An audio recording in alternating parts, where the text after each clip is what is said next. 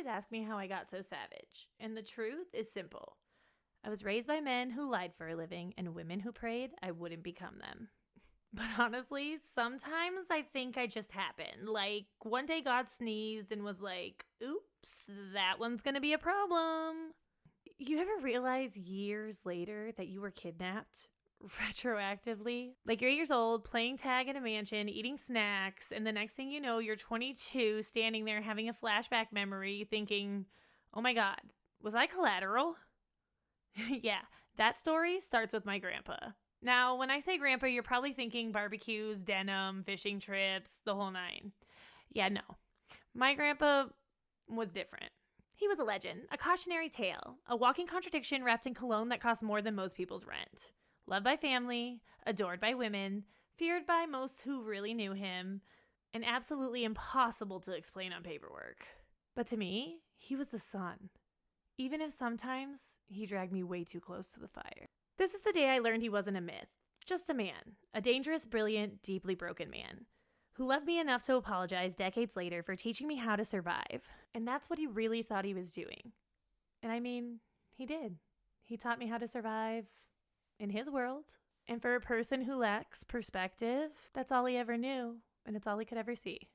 Anyway, buckle up. Today's story has a compound, a missing grandfather, men who definitely did not work at the car lot, and me, 8 years old, vibing through the chaos. And somehow, being used as collateral wasn't even the worst part. Let me set the scene. We're in Tucson. Back when Tucson kids still ran wild, drank EGs, and nobody used sunscreen correctly. I'm little, freckles for days, pale skin, blue eyes, jet black hair. Like I was forged in the moonlight. Very cute, very unaware, very portable. My childhood was basically a crossover episode where one side, Nana and Poppy, the wholesome grandparents, Mexico trip, pool days, virgin strawberry daiquiris, snorkeling, snacks, literally the softest life. They separated from the family business, which basically means we don't do that anymore, but we also don't ask questions, like, ever. Then there's the other side. The side Nana wished she could pretend didn't exist, but most definitely helped pay for her furniture. Grandpa, Nino, Jefe, Kukui. These men shaped my worldview.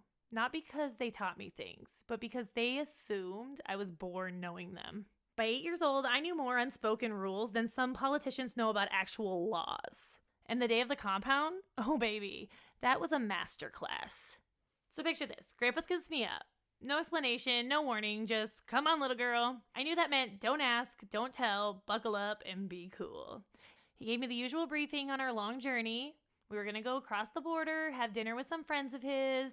It was a weekend trip, but hopefully we could return in the morning. Crossing the border without my parents' knowledge was not an uncommon event by this age. So much so I thought it was like a rite of passage. Like something all of us who grew up along the border got to do. So we pull up to a place, and it's not a house, not a mansion, a freaking compound. Big gates, private security, a courtyard so big it has its own freaking ecosystem. And little me, I thought this was normal rich people stuff. Like, rich people just live on movie sets. They were kids. The grandkids of the man who owned the place. Women drinking on the patio, switching between gossip and polygraph grade whispering. And men everywhere. The kind of men who don't blink enough. The kind of men who stand there guarding invisible doors. And Grandpa gives me this universal Latino grandparent look. Behave. Don't talk. Don't stray. Just stand there and don't breathe weird. I nodded like I was being sworn into Congress. Grandpa tells me the rules. Stay with the kids, don't repeat anything, don't ask about anything, and if someone asks you who you are, just say, I'm with him. Honestly, great life motto. I've used it in clubs, relationships, tax season. Each place we went always had its own set of rules. I knew my grandpa's shorthand, I knew how to pick up what he was putting down, and I could figure out what was needed without little having to be said. At 8, I already knew a lot, but I still thought this was a fancy play date. I'd been there once before when I was about 6. I thought Grandpa was off doing business things. What I didn't know is he had left. So at 8 years old, I basically thought this was a fancy play date. Like, I'm there playing with this guy's grandkids in this huge compound, which I just think is like a normal rich people thing, right? Again, this place is huge. And I knew my grandpa had business to do. And I kind of assumed that he was just somewhere else on the property. I kind of had no idea he had actually left me there. That part wouldn't click until much later. So the sun sets, the compound gets quiet, like that fake quiet, the adults pretending quiet. We're told it's bedtime, which is weird because, like, these adults do not put their kids to bed early. They'll run you around till midnight and send you to school half feral. But we get ushered into a big room with beds and blankets. It's amazing. These beds, like, have matching bedspreads, and it is fantastic. So plush, just amazing.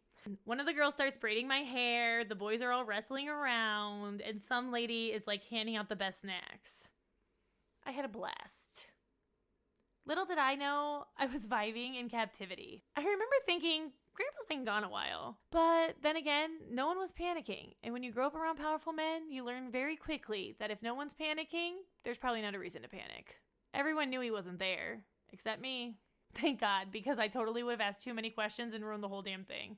Later that night, midnight maybe, I wake up thirsty because most of my childhood was dehydration with a side of Sprite.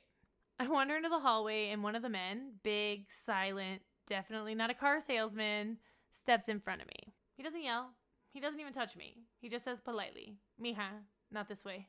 He escorts me back with the gentleness of a kindergarten teacher, but the authority of someone who's definitely buried something at some point. Even later in the evening, I rolled over, and I could see someone sitting in the corner. A shadow figure, really. As a kid, I knew he wasn't there before. But then I realized it was Cucuy. To any other kid, he would probably be terrifying. Oh, El Cucuy. Name for the boogeyman, because that is exactly his vibe. Big, quiet, eyes like they could hear thoughts. But Cucuy, he watched me like a bodyguard, watching a VIP who keeps trying to run into traffic. Once I realized it was him, we made eye contact, and he gave me the nod. I fell asleep probably almost immediately. There's one thing you can always count on. If Cucuy's there, you're safe. But you also probably shouldn't ask why he's there. Decades later, Grandpa told me the truth. I wasn't there for a play date. He hadn't forgotten to drop me off. He'd been called away on business. The kind of business I wouldn't be allowed near for another year or so. And someone needed leverage. Collateral. And he apologized for the danger, for the trust he put in those men, for the things I saw without understanding, for everything. I remember he asked me, "Little girl, did I fail you?" And I told him no. He let me see the world from every angle. He taught me how to read people, the truth and the lies. And also, he bought me snacks, shoes, let me skip school, taught me how to lie without actually lying. So, like, balance, right? Whatever happened, good, bad, cartel adjacent, I was never the victim. I was part of the story, even when I didn't know it. People who've already heard the story ask if I was mad when I found out. No, not even a little. How could I be mad at a man who trusted the right people to watch me? Who treated me not like baggage, but like someone important enough to guard? In my family, being collateral was basically a love language. Most kids get crayons and juice boxes. I got, "Don't open that door, don't repeat that name, and if you see a man sitting silently in the corner, don't scream. He's here for you." But I wasn't afraid. I was protected, loved, watched over, even if those watchers weren't PTA approved.